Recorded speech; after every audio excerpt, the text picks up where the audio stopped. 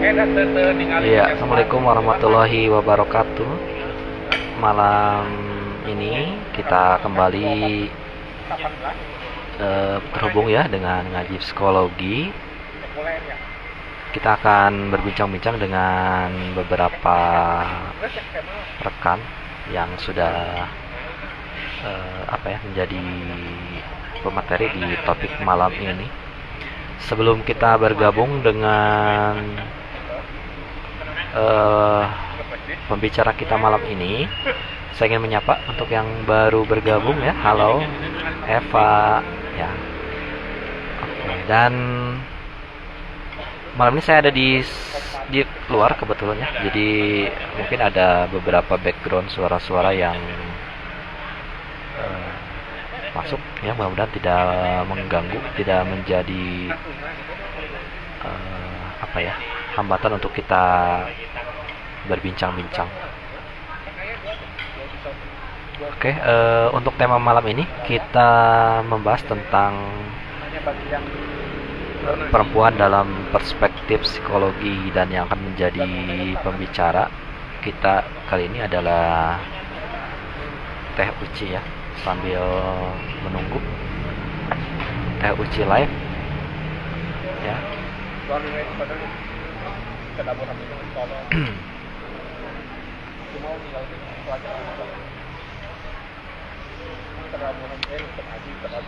Jadi tema ini dalam rangka juga ya, beberapa hari yang lalu kita ada ini ya, ada Hari Perempuan Internasional. Oke, kita akan terhubung dengan Teh Uci ya saat lagi. Sebentar, saya coba invite.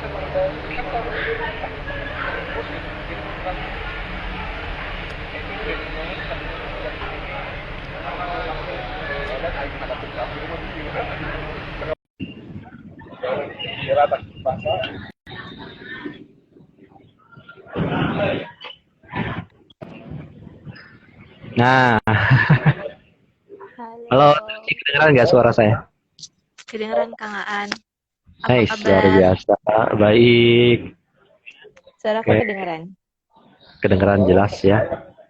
Ini kebetulan saya lagi di luar ya. Mungkin ada suara-suara yang tidak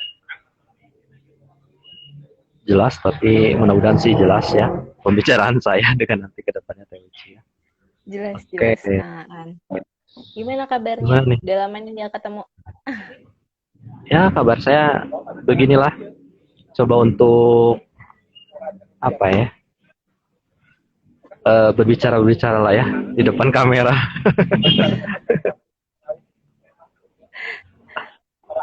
Oke, Oke. jadi sekedar informasi ya. Teh Uci ini senior saya. Ya. Senior. Kayaknya kalau dari Maaf usia saya lebih. seniornya. Oke, Uci kebetulan juga sekarang adalah seorang mahasiswi ya, kuliah lagi ya. Ya, alhamdulillah sedang Oke, kuliah lagi. Jadi mahasiswa lagi Kang Aan. mahasiswa lagi ya. Mudah-mudahan saya juga bisa nyusul ya, nanti jadi mahasiswa lagi. Amin, amin. Sebelum kita bahas ke topik nih, ya halo untuk yang melambaikan tangannya ya. Ada Sally Lutfi ya, dan udah standby ya Eva Febrian untuk menyaksikan bincang-bincang kita di malam ini. Dan tema malam ini adalah perempuan dalam perspektif psikologi. Apa tuh, Teuci? Ada apa dengan perempuan? Ada apa dengan perempuan yang nggak ada apa dengan cinta gitu ya? Udahlah, cinta nanti Oke. belakangan. Oke. Mungkin sebelum kita bahas mengenai perempuan, pasti kita udah tahu ya, perempuan itu kalau misalkan dilihat dari gender, ya perempuan gitu ya. Nah, cuman yang perlu kita kaji di sini adalah bagaimana sih peran dari perempuan itu sendiri gitu ya. Peran dari perempuan itu sendiri seperti apa gitu. Eh, Kalau kita lihat dari definisinya, mungkin kalau gender ini apa sih gitu ya sebelum kita masuk ke perannya. Gender ini sebenarnya adalah sifat gitu ya, sifat atau mungkin peran atau mungkin perilaku maupun karakteristik dari yang bisa membedakan antara laki-laki dan perempuan gitu ya.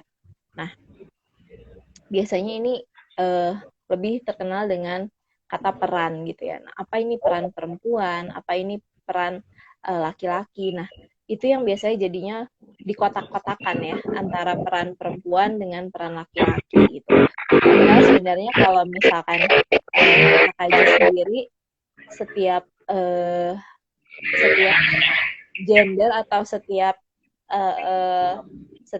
manusia gitu ya, baik itu jenis kelaminnya laki-laki atau perempuan itu memiliki peran yang sama dan punya kesempatan yang sama gitu. Nah, jadi kalau misalkan kita mau bahas perempuan itu apa gitu ya, sebenarnya kalau kita bisa katakan ya dia hanya membedakan secara biologis gitu ya.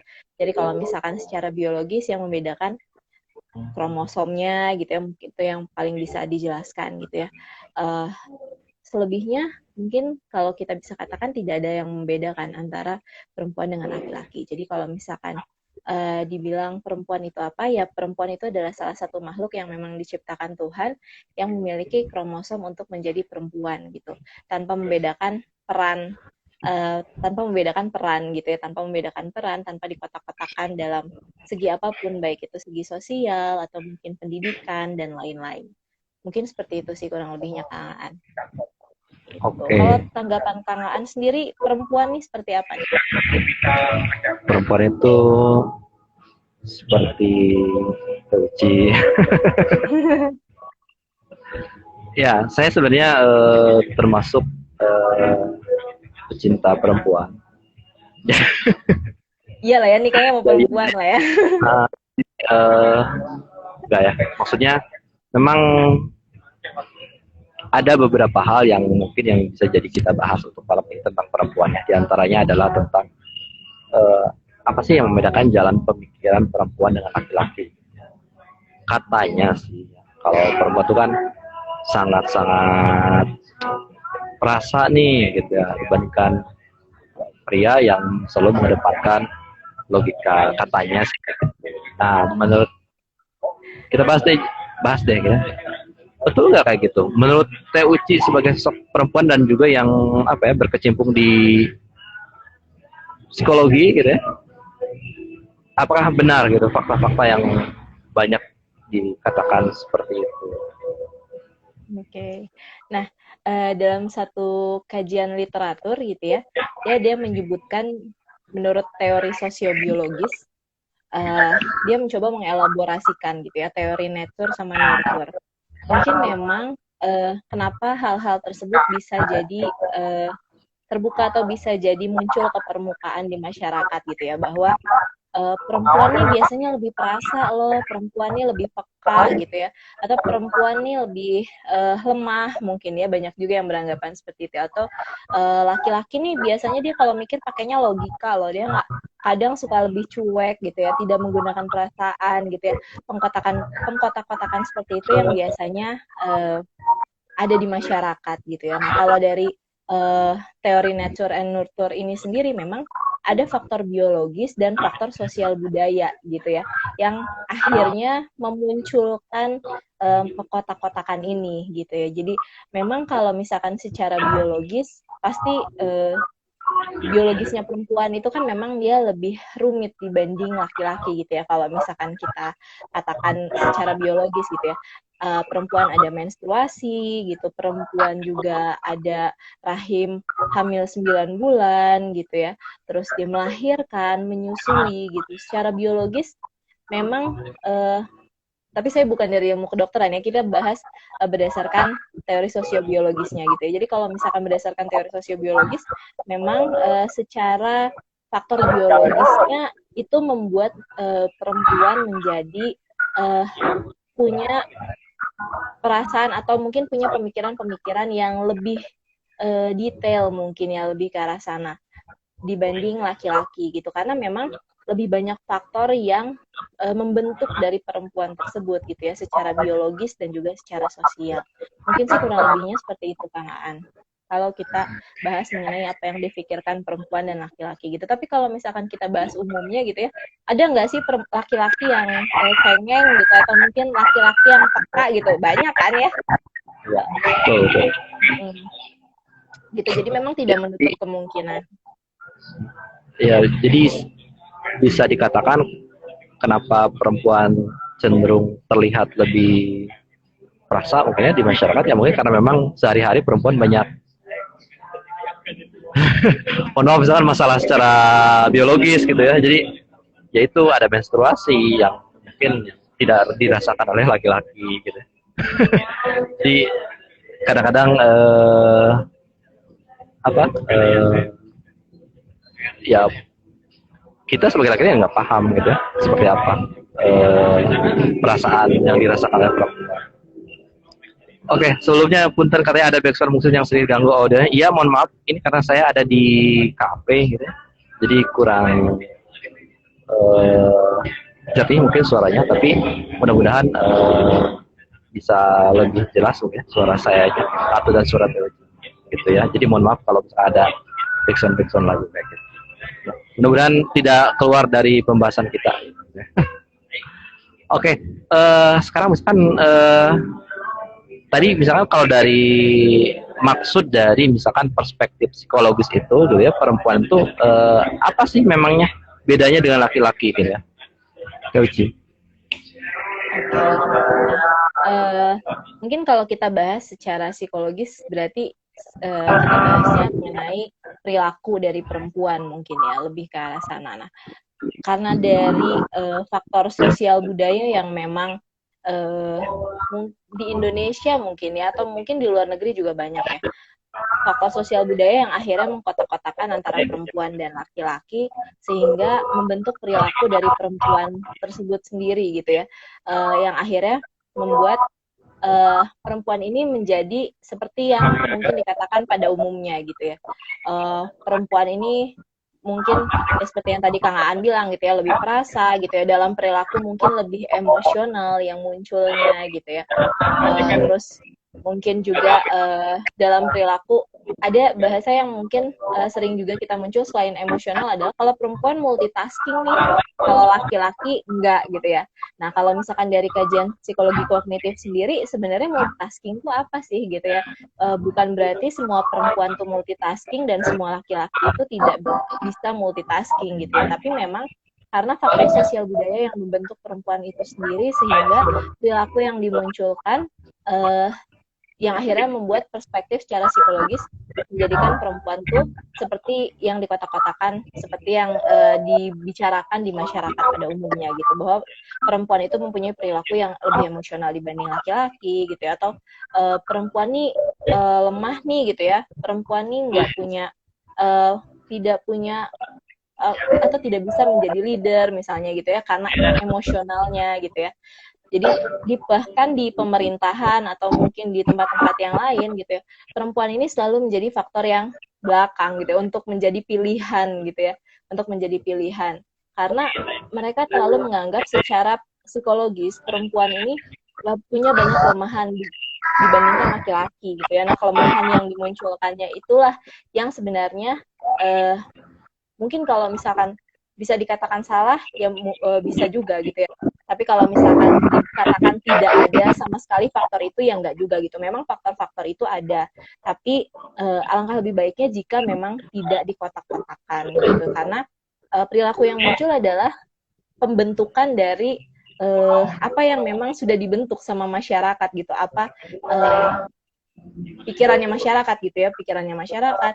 Ya, akhirnya itu yang membentuk dari perilaku perempuan secara atau ya akhirnya bisa membuat perspektif perempuan secara psikologis bentuknya seperti itu gitu. Jadi mungkin lebih ke arah negatif mungkin ya, atau mungkin kalau misalkan kita mau lihat bahwa perempuan itu lebih lemah dibanding laki-laki, mungkin ya banyaknya kan seperti itu. Nah, itu.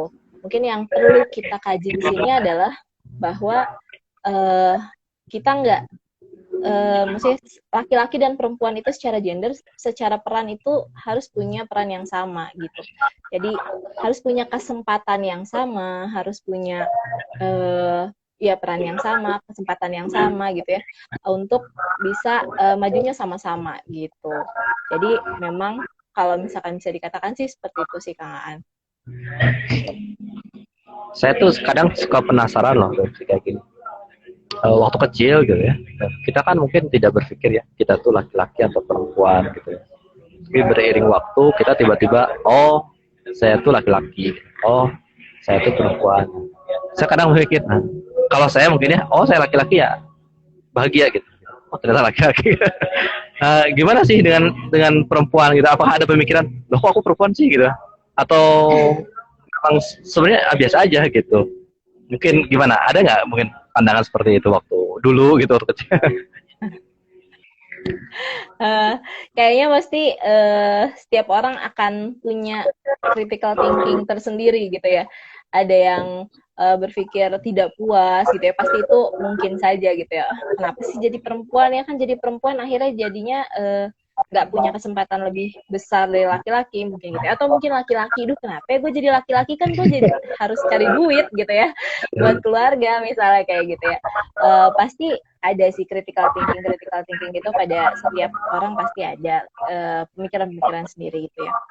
Tapi mungkin yang perlu kita pahami ini balik lagi ke diri kita sendiri dan juga mungkin lingkungan gitu ya. Bagaimana lingkungan menanamkan peran itu kepada diri kita sendiri gitu ya. Mungkin kalau misalkan sekarang kita sudah dewasa, kita bisa juga menanamkan ke diri kita bahwa peran itu penting loh gitu untuk setiap manusia, dan peran itu sama gitu. Tidak peduli dengan gendernya, tidak peduli dengan perempuan atau laki-laki jenis kelamin gitu ya, tidak peduli dengan itu, tapi semua perannya itu sama gitu. Dan mungkin kita juga bisa menutup atau mulai dari sekarang gitu ya, untuk menanamkan itu ke anak-anak kita atau ke generasi yang sekarang gitu, agar tidak terjadi lagi blunder atau pengkotak-kotakan mengenai peran dari laki-laki dan perempuan.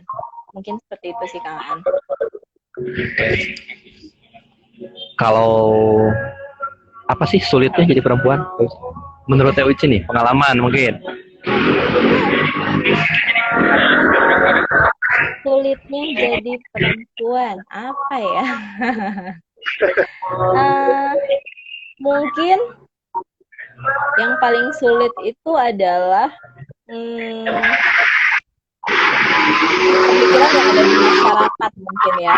Yang paling sulit sih lebih ke sana sih mungkin. Pemikiran yang ada di masyarakat. Kenapa? Gimana Mas? Atau mungkin pemikiran dari laki-laki. Pemikiran dari laki-laki ya, tergantung ketemu laki-lakinya yang gimana nih. Ya. Oke. Nah, biasanya sih mungkin yang paling sulit itu adalah pemikiran dari masyarakat gitu ya. Misalnya nih, ada perempuan yang ingin maju secara pendidikan gitu ya.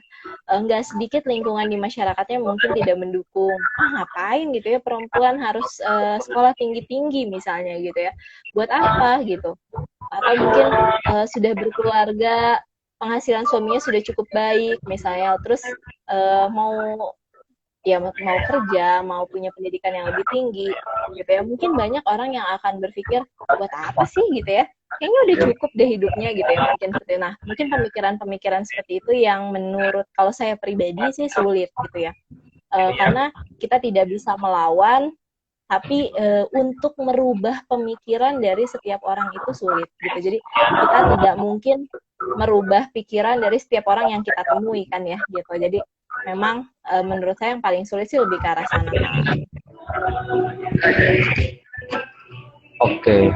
Dan kondisi perempuan misalkan di era sekarang, atau nggak tahu ya, zaman kunci seperti apa? Karena ada nggak perubahan sekali waktu masa kecil dengan sekarang?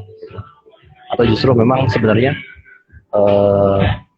dari yang kita baca-baca kan pada dasarnya misalkan zaman dulu terlalu sangat sulit gitu kan, atau memang sekarang zamannya perempuan justru sudah lebih open atau terbuka, atau memang di beberapa tempat seperti di Indonesia katakanlah seperti itu, apakah masih cenderung sulit ya, atau bagaimana? Nah, kalau untuk saat ini sendiri sih saya rasa better than before ya, mungkin ya bisa dikatakan seperti itu ya.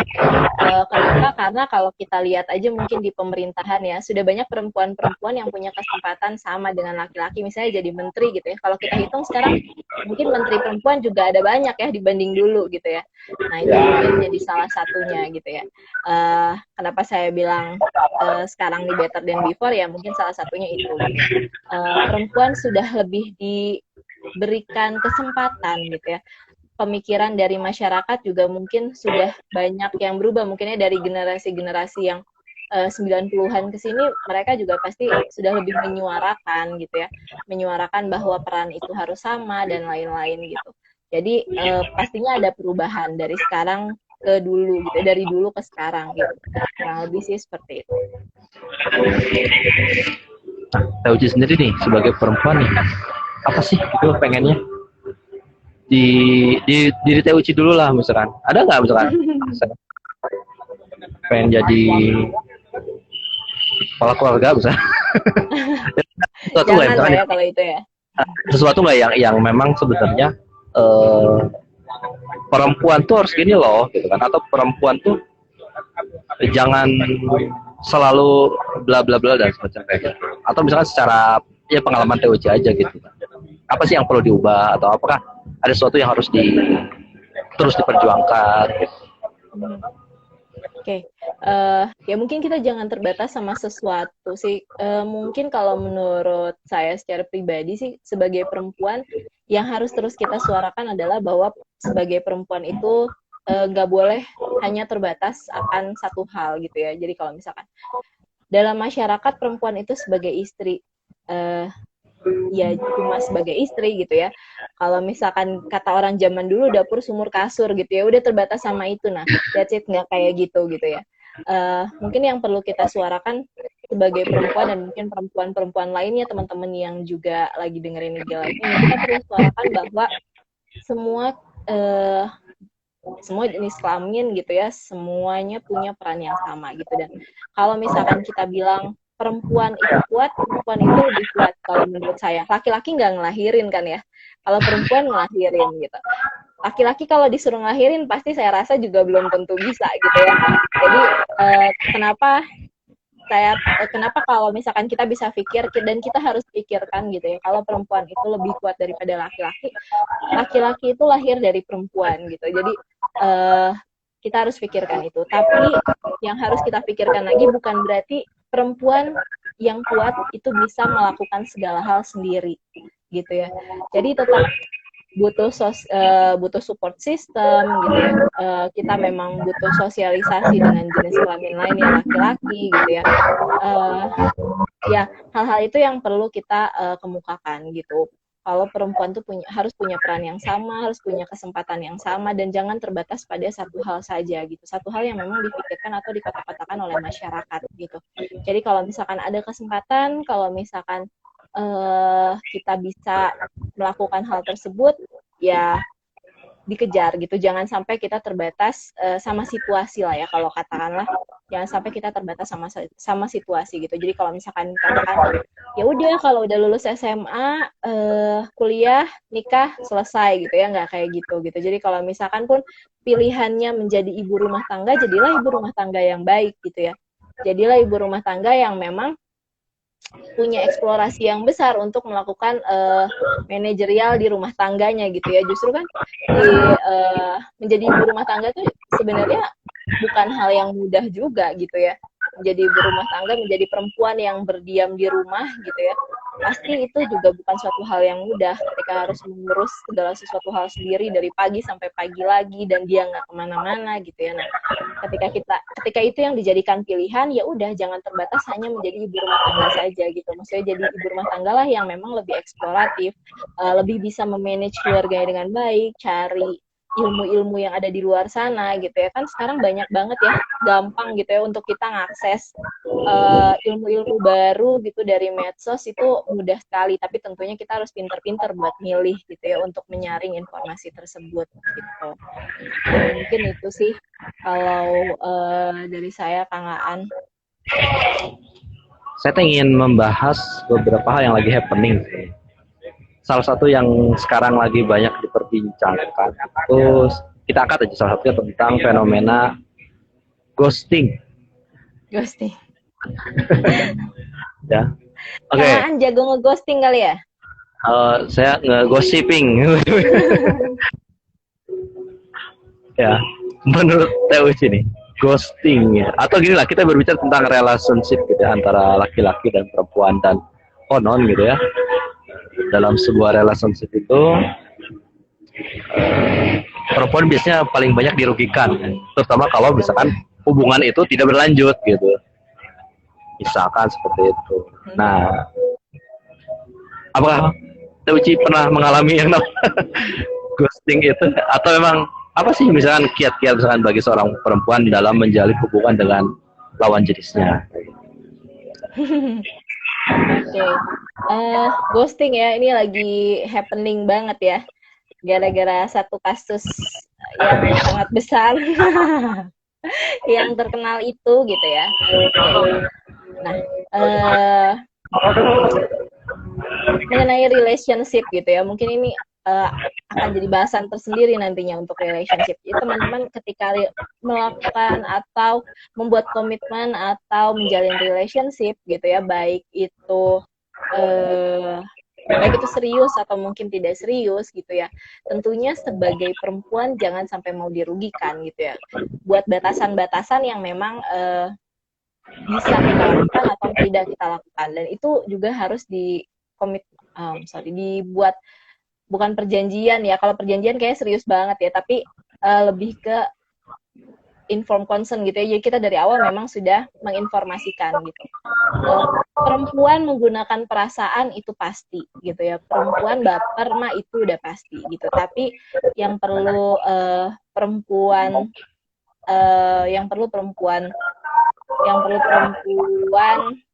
tanamkan gitu ya. Kalau misalkan bisa dibilang yang perlu perempuan tanamkan dalam diri adalah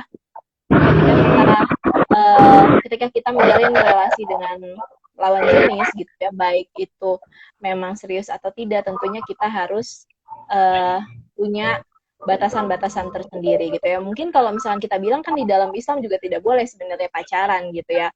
That's why kenapa nggak boleh gitu, karena biar perempuan tidak merasa dirugikan gitu ya dalam relationship gitu. Karena kan entah pun relationship-nya itu seperti apa, meskipun dia punya batasan yang benar gitu ya, relationship-nya tidak seperti anak-anak zaman sekarang mungkin ya, bisa dikatakan pasti akan ada kerugian. Yang pertama dalam hal waktu, yang kedua perasaan gitu ya.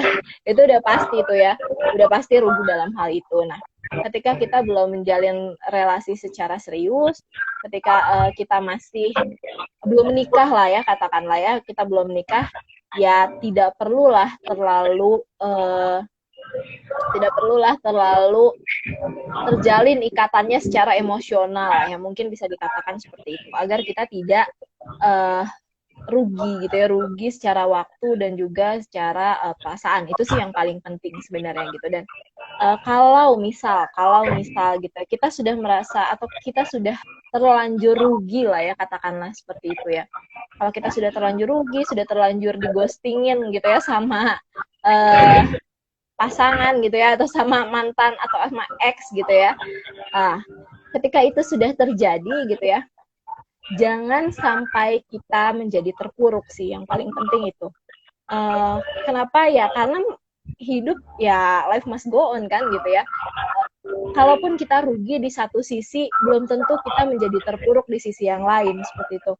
Ya itu yang kita harus bangkit gitu. Sebagai perempuan kita punya lahan yang banyak, punya kesempatan yang banyak untuk bisa berkembang lebih baik gitu. Itu yang harus kita pikirkan gitu. Ketika kita sudah merasa bahwa kita rugi gitu, ya pilihlah jalan yang lain gitu. Jangan terus kalau misalkan kita bilang nih ya, kalau misalkan bisa diibaratkan, kadang banyak banget seseorang yang sudah menjalin relasi misalnya 5 tahun nih ya, kadang katakanlah toxic relationship gitu ya, dia tetap mempertahankan meskipun sudah dirugikan baik secara waktu, perasaan dan lain-lain gitu ya, tapi dia tetap bertahan gitu ya, karena lu udah lama pacarannya, udah 5 tahun misalnya gitu ya. Duh, tapi saya udah rugi waktu, saya sudah rugi perasaan gitu ya. Saya kan sudah mempertahankan. Nah, hal-hal seperti itu yang harus dihindari gitu ya. Yang harus kita memang ngapain gitu. Sebagai perempuan kita punya kesempatan yang lebih banyak gitu. Ketika kita bisa atau ketika kita mampu beralih dari satu situasi yang memang tidak membuat kita nyaman gitu. Jadi mendingan ketika hal itu terjadi, jangan sampai kita berlarut-larut di dalam situasi yang tidak nyaman. Itu sih. Mungkin ini bukan hanya untuk perempuan ya, ya. Untuk laki-laki juga sama ya. Ketika laki-laki merasakan, itu udah nggak nyaman deh kayaknya gitu ya. Ya udah gitu. Untuk apa gitu ya? Dalam menjalin atau dalam relasi, dalam berelasi satu sama lain, jangan sampai merasa tidak nyaman. Kalau misalkan satu sama lain sudah merasa tidak nyaman, ya untuk apa diteruskan gitu. Jadi itu yang perlu kita pikirkan. Dan ya itu balik lagi, that's why kenapa Islam nggak boleh pacaran, ya itu salah satu halnya gitu ya. Jangan sampai mau dighostingin dan akhirnya dirugikan. Oke, ini relate ya dengan beberapa, atau bukan beberapa sih, sempat ada salah satu yang follow ngaji psikologi juga gitu ya, dia PM ke saya gitu ya, dan dia sedikit bercerita tentang masalah dia dengan pasangannya. Nah kebetulan untuk sekarang itu kondisinya itu justru dia tuh adalah sudah terikat dengan pernikahan. Jadi katakanlah wanita ini gitu ya, suaminya itu sempat ketahuan tanda petik selingkuh, mungkin saya kurang tahu lebih jelasnya seperti apa gitu. Dan akhirnya berjalan waktu yang mungkin perempuan itu memaafkan.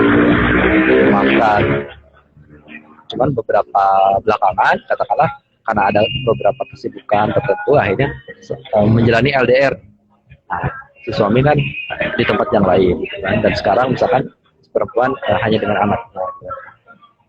Ada masalahnya itu mungkin ya lebih ke perasaan di perempuannya tadi. Sekarang suaminya di luar nih gitu. Apa yang dilakukan? Ada kecemasan, ada apa ya? Ada kekhawatiran atau ada insecure gitu. Ya saya sih belum lebih dalam ya bagaimana background ceritanya kayak gitu. Menanggapi misalnya kasus ya maksudnya tentang perasaan-perasaan perempuan seperti itu, apakah berhak gitu ya, misalkan, atau berhak dalam artian memutuskan gitu ya, sudah cukup gitu ya, atau dalam hubungan tersebut gitu ya, atau memang kenapa perempuan itu cenderung ya udahlah saya maafkan kamu gitu kan, terlepas mungkin bisa saja gitu ya untuk bagi laki-laki itu mengulang lagi kembali masalahnya. Oke, itu sih beberapa apa yang masuk ke saya. Nah, menurut Teuji, pandangan Teuji sendiri seperti apa nih? Jika memang hubungan tersebut sudah terikat dengan pernikahan, sedangkan misalkan untuk pasangannya sekarang agak-agak apa ya? Mungkin bagi di dalam perspektif perempuan itu, aduh bener gak ya ini laki-lakiku gitu kan di luar sana seperti itu. Ini mungkin bisa dipahami seperti itu. Gimana Pak Teuji? Ya, pastinya ketika sudah terjadi kekecewaan mungkin ya kita bisa bilangnya gitu ya di dalam suatu hubungan, pasti perempuan yang secara naluriah, secara biologis akan menggunakan perasaan, pasti akan jadi muncul insecure, anxiety gitu ya, pasti akan jadi seperti itu gitu ya yang muncul di dalam dirinya gitu. Nah, ini harus bisa dikelola gitu ya. Kalau misalkan kita bilang ada manajemen emosi gitu ya, dalam salah satu kajian manajemen emosi itu perlu kita kelola gitu ya, baik perasaan insecure, lalu perasaan anxiety-nya, kecemasannya, terus perasaan tidak percaya dirinya atau insecure-nya itu perlu dikelola. Cara mengelolanya seperti apa? Cara mengelolanya adalah meningkatkan diri gitu ya. Ketika kita merasa sudah lebih meningkat, baik itu secara kemampuan, mungkin finansial, ini kalau pernikahan mungkin ya, finansial, lalu juga pola pikir gitu ya.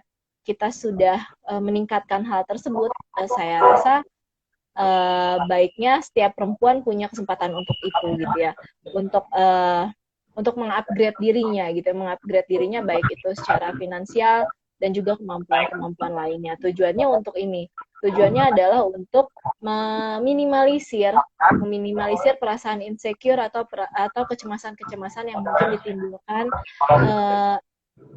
jika nanti akan ada kekecewaan atau mungkin kalau sudah terjadi ataupun belum ya gitu ya. Baiknya sih kita antisipatif gitu ya, sebagai perempuan tentunya baiknya kita punya kemampuan untuk itu, terus tidak berhenti mengupgrade diri gitu ya.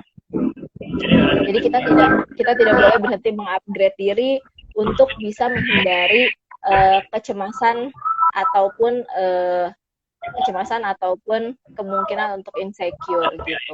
Jadi sih baiknya seperti itu. Dan kalau misalkan dalam hubungan pernikahan, ya seperti yang tadi sudah saya sampaikan ya, kalau memang dalam hubungan atau dalam suatu hubungan, baik itu sudah menikah ataupun belum, kalau memang dirasa tidak nyaman, untuk apa dilanjutkan gitu ya. Tapi saya bukan berarti nyuruh cerai gitu ya.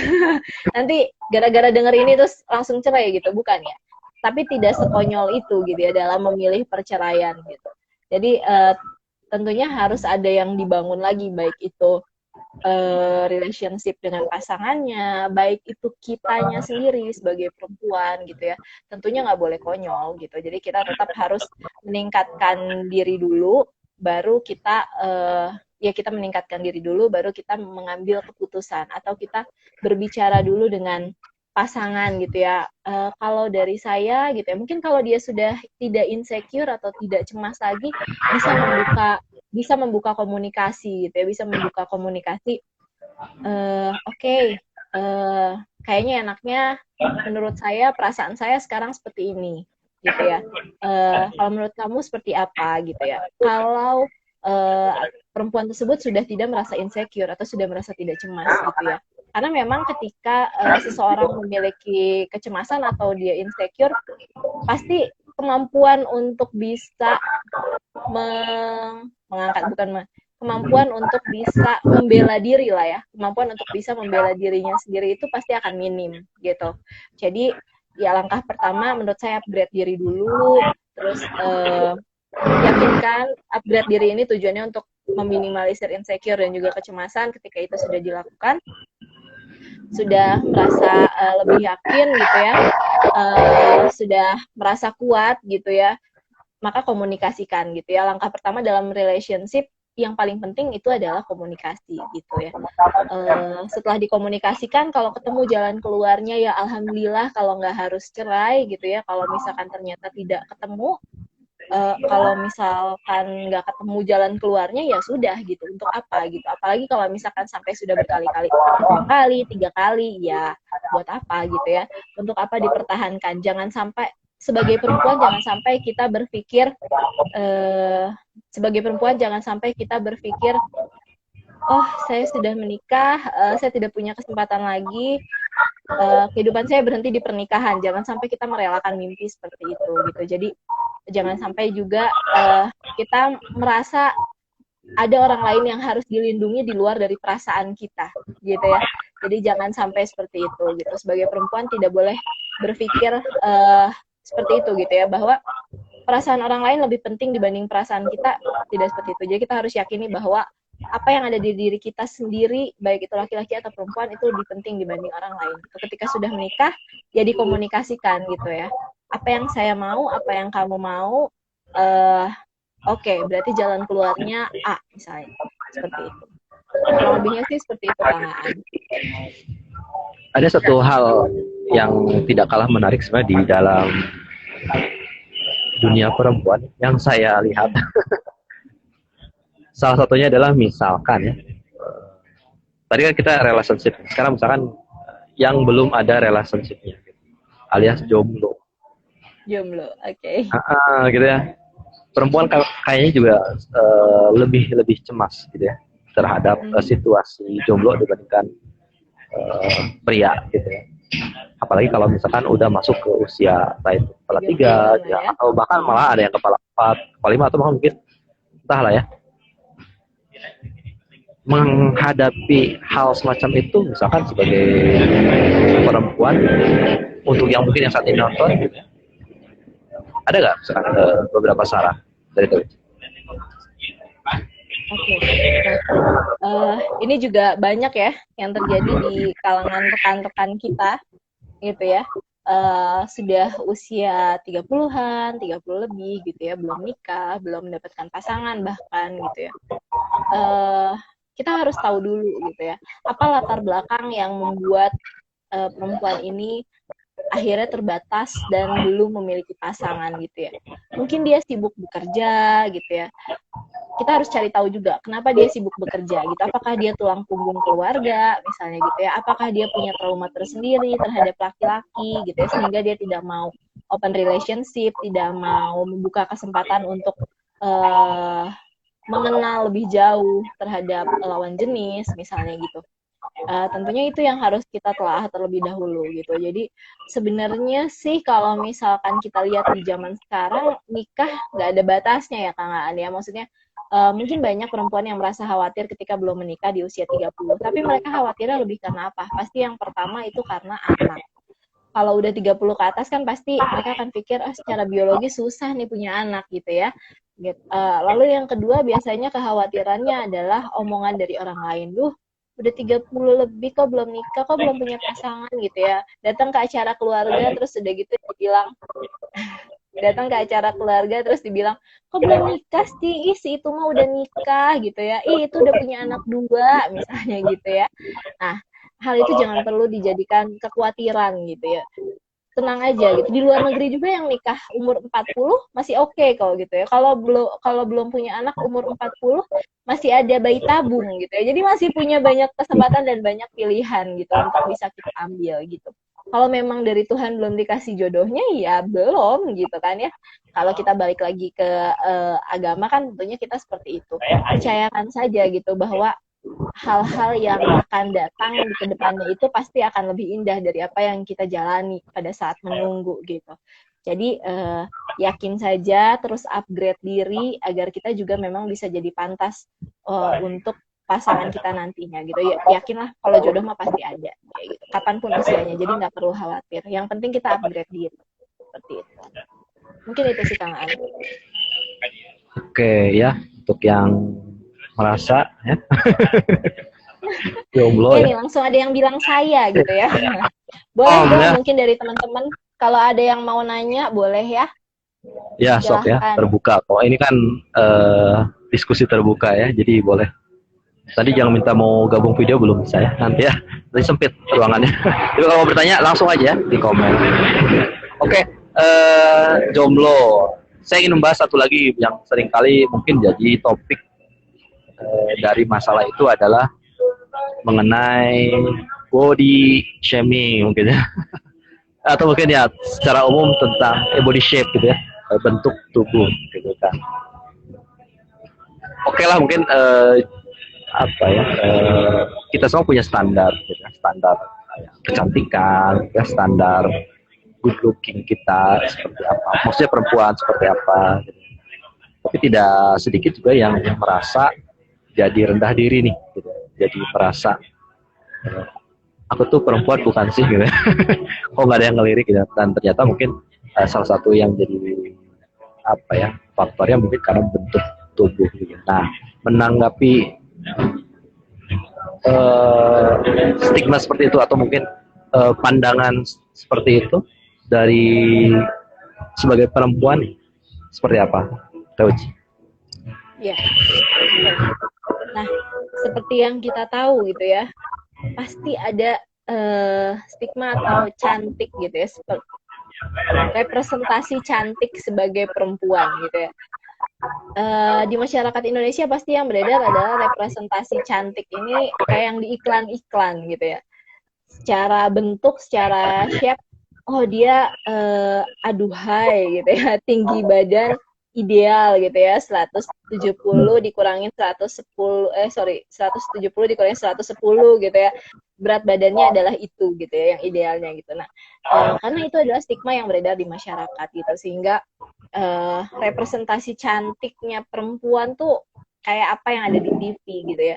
Padahal sebenarnya kalau misalkan kita lihat, ya baik lagi ke hal yang klasik ya, cantik itu kan inner ya sebenarnya, maksudnya dari dalam diri perempuan gitu. Nah, ketika perempuan merasa bahwa, duh kok si itu ternyata lebih cantik ya, maksudnya secara kita katakan cantik dan tidak itu karena stigma tadi kan gitu ya, stigma yang beredar di masyarakat bahwa cantik itu yang punya tinggi badan dan berat badan ideal, kayak model A, kayak model B yang ada di TV misalnya gitu ya. Akhirnya kita bilang, oh itu cantik gitu, dan kita tidak menyadari bahwa sebenarnya diri kita lebih cantik gitu ketika kita memang yakin sama diri kita sendiri gitu.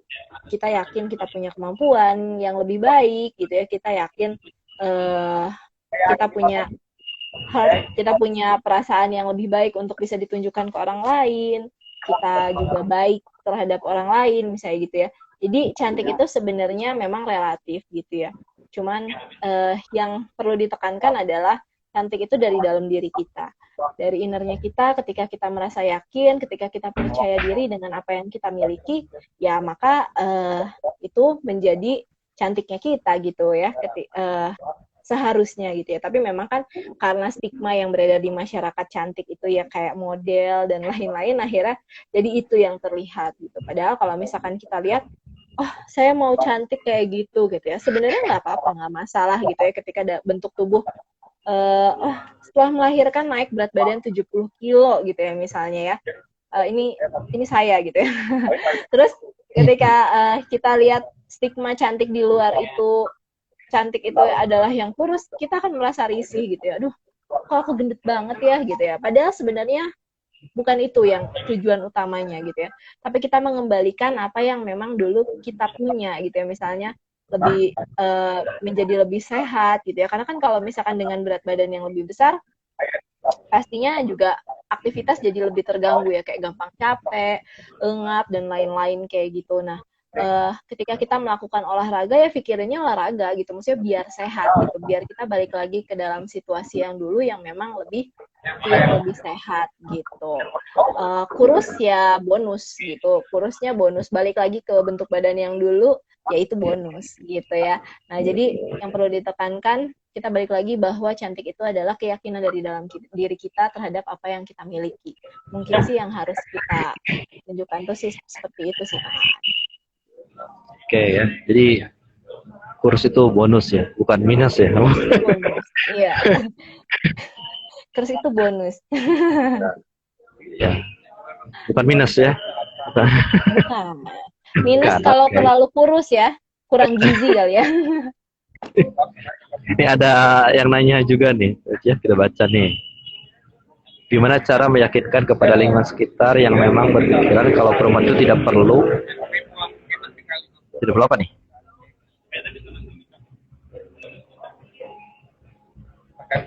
Saya kepotong kalimatnya. Gimana cara ininya? Full.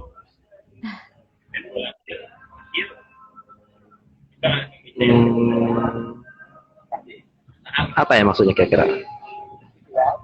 Mungkin bisa diketik ulang. Gimana cara meyakinkannya kepada lingkungan sekitar yang memang berpikiran jika perempuan itu tidak perlu berpendidikan tinggi ya, dan sinis dengan yang nggak kelihatan lagi. Aku nangkep lah ya, pokoknya intinya gimana cara kita meyakinkan lingkungan sekitar gitu ya. Gimana caranya kita meyakinkan lingkungan sekitar? Yang pertama adalah, mungkin ini pengalaman sendiri ya. Yang pertama adalah yakinkan goalnya kita. Untuk apa kita mencapai pendidikan tinggi tersebut? Gitu. Jadi kalau kita bisa menyampaikan dan kita juga sudah memiliki goal itu berarti sudah memiliki juga tahapan-tahapan untuk mencapai goal itu ya maksudnya gitu ya. Bukan cuma punya cita-cita, aduh saya pengen jadi dokter misalnya gitu ya. Bukan sekedar itu. Punya goal itu berarti kita juga punya planning untuk mencapai goal tersebut. Nah, ketika kita sudah punya itu, maka kita akan bisa lebih meyakinkan orang-orang di lingkungan sekitar kita. Lalu yang kedua adalah kita tahu dan punya kita tahu dan punya alternatif pilihan apa yang perlu kita lakukan untuk mencapai goal tersebut gitu ya. Nah, salah satunya mungkin adalah pendidikan tinggi gitu ya. Dengan kita memiliki pendidikan yang lebih tinggi, maka kita akan mencapai goal tersebut. Nah, untuk mencapai pendidikan tinggi ininya nih, yang kita punya alternatif. Pastinya kan kita butuh uang, butuh kebutuhan yang lain gitu ya. Kalau misalkan sudah menikah, misalnya kita juga butuh izin dari suami, butuh izin dari keluarga gitu ya. Kalau sudah punya anak, berarti kita juga perlu support system yang lain gitu ya. Nah, ini yang perlu kita pertimbangkan gitu. Jadi untuk kita meyakinkan lingkungan sekitar adalah yang paling utama, kita tahu dulu apa yang akan kita lakukan gitu. Kita tahu dulu goalnya apa, kita tahu plannya seperti apa, alternatif plannya kayak gimana, baru kita bisa meyakinkan orang lain gitu. Jadi kalau misalkan kitanya sendiri sudah yakin, ya baru kita bisa meyakinkan orang lain. Ketika kitanya yakin dan kitanya sudah punya alternatif dan kitanya sudah menjalankan, maka orang lain akan bergeser pola pikirnya gitu ya, akan bergeser. Lalu mungkin kalau sinis di belakang biarin lah ya gitu ya, kan nggak kedengeran gitu ya. Tapi setidaknya sudah menjadi bagian dari support system gitu ya, sudah menjadi bagian dari support system dalam proses yang kita jalani atau kita lakukan sih, mungkin kurang lebihnya kayak gitu mungkin ya. Kalau dari saya gitu ya. Oke, ini ada lagi yang menanyakan, gimana ya caranya menghilangkan kecemasan-kecemasan itu selain dengan meningkatkan kualitas diri. Oke. Jujur saya rasa cemas ini sangat-sangat menyiksa. Nah, mungkin yang perlu diketahui dulu adalah cemasnya karena apa dulu gitu ya. Cemasnya karena apa dulu. Nah, ini yang harus konsultasikan atau diobrolin lah ya, minimal gitu ya. Kita harus punya lawan bicara, harus punya teman untuk berbagi gitu ya.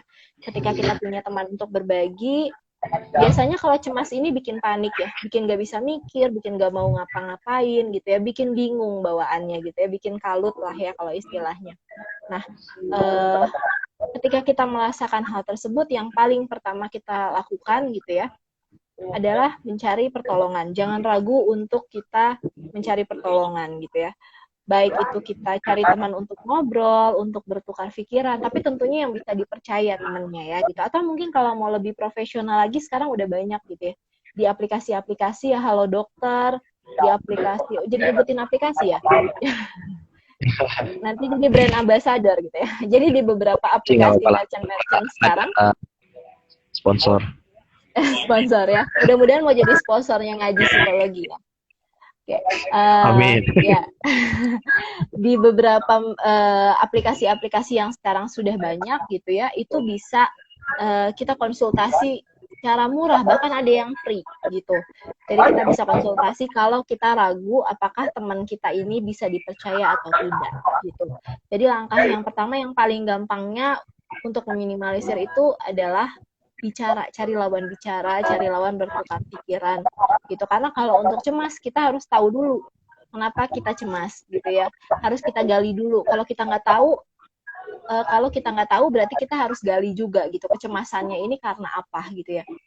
Kenapa kita merasa cemas gitu. Nah, cara menggalinya adalah dengan berbicara dengan lawan, bukan dengan lawan jenis ya, berbicara dengan orang lain gitu ya, untuk bertukar pikiran. Seperti itu. Mungkin seperti itu ya Mbak Yuniarti. Ada lagi mungkin pertanyaan yang lain atau mungkin dari Kang Aan? Saya nggak bisa nih jelasin kalau nggak ditanya. Ya, pertanyaannya adalah berapa usia enggak ya? Oke. Kita berbicara sudah hampir lebih mau 1 jam sih sebenarnya. Dan untuk konsep ngaji psikologi sendiri untuk live kita sebenarnya batasi tidak lebih dari sejam ya. Iya, betul. Ya, nanti dimatiin sendiri. Nanti dimatiin sama IG ya. Ya betul, seperti IG pada biasanya ya. Oke. Mungkin gini ya, kita hampir masuk ke sesi terakhir, atau mungkin dari Teuci sendiri nih, kira-kira apa sih yang jadi bisa kita ambil hikmah ya, dari perbincangan kita malam ini?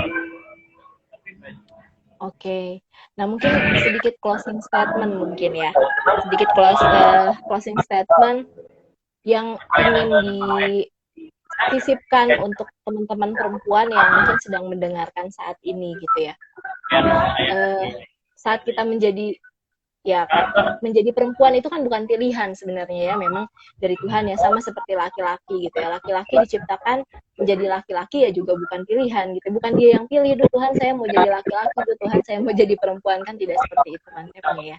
Jadi tentunya kita harus menerima yang pertama, apapun gender yang kita miliki, apapun jenis kelamin, baik kita perempuan, baik kita laki-laki. Lalu yang kedua adalah bahwa setiap perempuan dan laki-laki tidak lagi boleh dikotak-kotakkan, karena semuanya memiliki peran yang sama, semuanya memiliki kesempatan yang sama, dan mempunyai kesempatan dan yang sama untuk mengejar mimpinya gitu.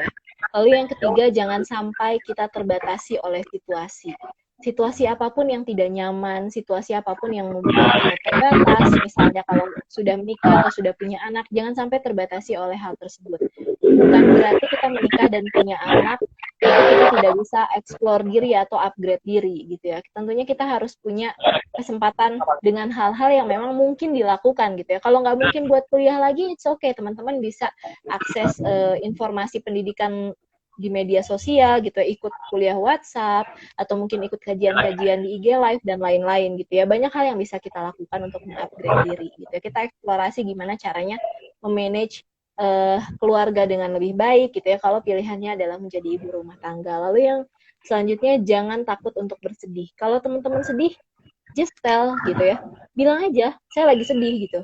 Ya udah, lagi sedih nih, jangan ganggu saya dulu gitu. Atau mungkin saya lagi sedih, saya harus tahu sedihnya kenapa, atau kalau udah tahu berarti saya harus kayak gimana gitu ya. Jangan takut untuk sedih gitu ya. Jangan merasa kalau kita sedih nanti kita dianggap lemah gitu ya. Kalau sedih ya sedih aja gitu ya. Kalau misalkan kita nggak bisa minta bantuan, ya minta bantuan aja gitu ya. Ya sama seperti halnya laki-laki gitu, jangan sampai kita merasa pengen kelihatan kuat, tapi padahal sebenarnya di dalam diri kita rapuh gitu. Jadi kalau misalkan kita butuh bantuan, bilang gitu ya, kita harus melakukannya sesuai dengan kebutuhan kita gitu. Nah yang terakhir mungkin closing statement-nya, perempuan kuat itu bukan berarti nggak punya kelemahan gitu ya, tapi perempuan kuat itu adalah perempuan yang punya support system lebih besar dibanding perempuan lainnya gitu ya. Mungkin itu closing statement dari saya. Jadi peran laki-laki dan perempuan itu sama. Laki-laki perannya apa? Menjadi support system untuk perempuan yang ada di sampingnya. Seperti itu sih Kang Aan, closing statement-nya dari saya. Oke, ya, bincang-bincang yang sangat menarik di malam ini, rekan-rekan ngaji psikologi. Dan tadi Teuci sudah bilang itu adalah closing statement ya. Tapi tenang, bincang-bincang dengan Teuci tentu ini bukan yang pertama dan juga yang terakhir gitu ya. Jadi kita akan bincang-bincang lagi ya Teuci ya, insya Allah. Boleh insya Allah.